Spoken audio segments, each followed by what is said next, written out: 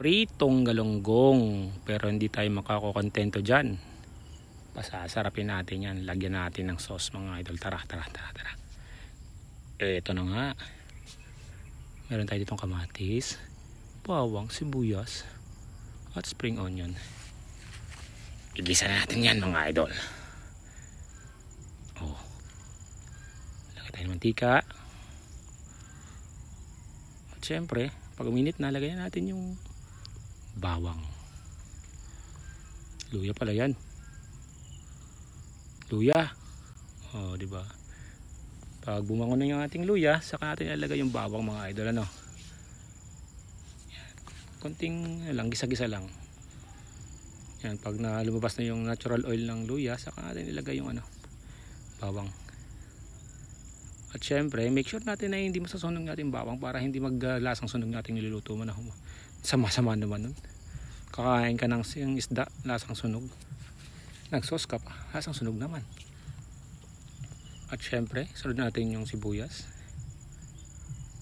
Mekos-mekos lang. Okay. Huwag na natin patagalin yan. Ilagay natin ang kamatis. Durugin natin ang kamatis mga idol. Ayan, lagay natin. Diba? Marami-rami yan kasi nga gagawin natin sauce yan. Diba? Uso pa lang ulam na. Sino kaya kumakain ng uso? Sige, haluin natin yan. Halo-halo lang. After nyan mga idol, kunting durog-durog lang. Yan. Pag medyo durog na at mabango na yung ating niluluto, ibig sabihin nasa right timing na tayo ng panggisa. Lagyan natin tubig yan.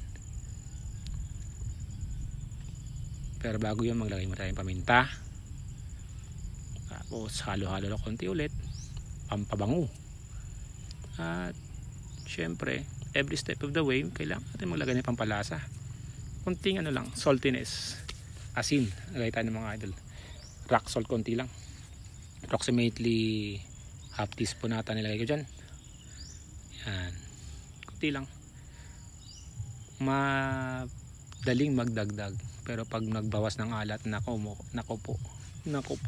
Yari, ang hirap nung gawin mga idol. Kaya dapat sa paglalagay ng mga spices tsaka sa mapampalasa, dapat unti-unti lang Yan. Pag medyo durog na yung kamatis natin dyan, pwede na yung lagyan ng tubig. Tagal mo naman. Siya. Tayong tubig. Approximately 1 cup lang muna, ayaw din natin ng masyadong watery o yung mas marami, kasi ang targetan dito ay sauce lang. Tinalo-halo para mas madaling kumulo.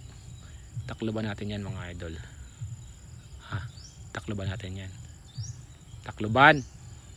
Tagal naman Okay, yan. Habang hinihintay natin kumulo yun, tara, magtimpla tayo ng ating pampalapot. At isama na natin yung konting pampalasa, cornstarch, approximately 2 tablespoon, then 100 ml more or less ng water. At diyan ko na rin lalagay yung ating pampakulay, yung tomato ketchup na Del Monte.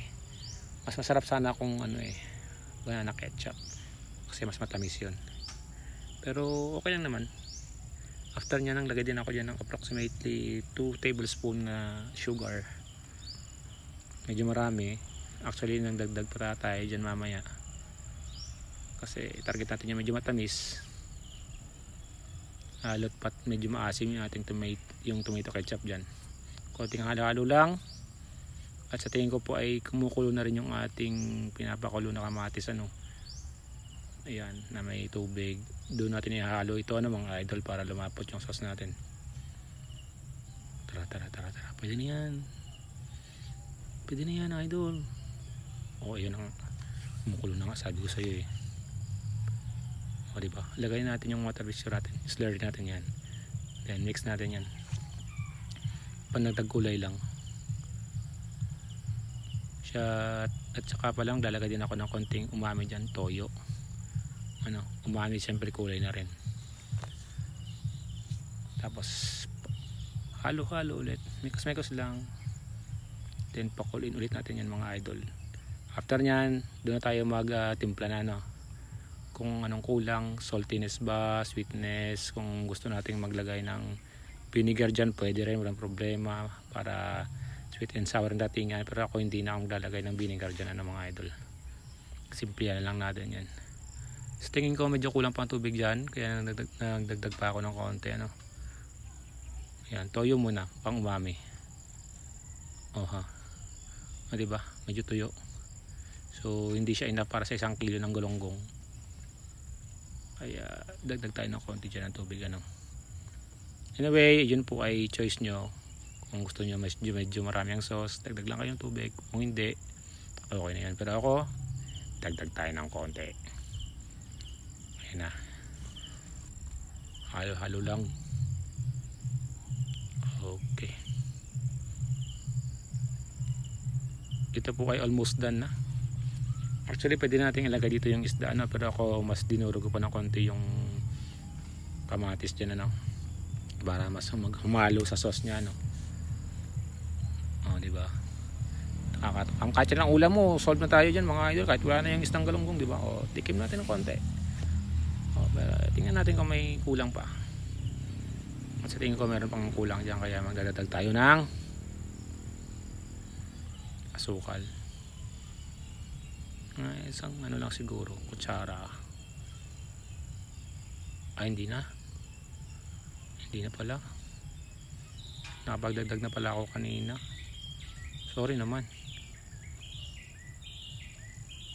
Gusto ko lang po kasing maglasang isda yung sauce natin diyan, kaya nilagay ko ng konti at the same time para lumambot na rin ng konti yung at ang tawag doon, mas manuot yung sauce natin doon sa isda, tsaka yan, tinap ko muna ng konti. Actually kahit hindi na gawin yan, pwede naman gusto ko lang talagang medyo niluluto pa yung isda sa sauce, tapos mamaya uuna natin tanggalin yung galunggong, saka itatap natin yung yung ating sauce sa taas, konting kulo-kulo lang yan mga idol. Gutom na ba kayo? Aba, lalo na ako. Ay, wag natin patagalin to mga idol. Nangangati ng aking sikmura yung aking mga alaga. Gutom na. Tara na mga idol, mag plating na tayo. Tara. Sarap po. Tara, pwede na yan. At eto na nga mga idol, isinaling ko muna yung isda, saka natin itatap yung sauce natin sa taas. After nyan, konting garnish lang ng ating spring onion, pero nahirapan ako maghanap ng gunting dyan gunting. Kung saan ka naman kailangan, doon ka naman nagtatago gunting. Gusto mo sama kita sa ulam? Diba, tagal. At sa wakas, nakita ko na nga ang gunting dyan. Tara, maggupit muna tayo ng spring onion, konti lang sa taas, pampakulay lang baga.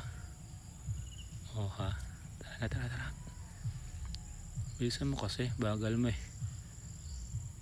diba, mas nabuhay yung kulay ng ating niluto, isang kasi napaka-deceiving ng kulay ng pagkain diba, ang ganda na, nakakatakam lalo. Anyway mga idol, please subscribe lang po sa ating account sa YouTube channel at Facebook channel natin, kung hindi pa kayo nakapag-subscribe. Yan po mga idol, handa na ba kayo? Again po, maraming salamat sa inyong suporta. See you in our next videos. Bye bye.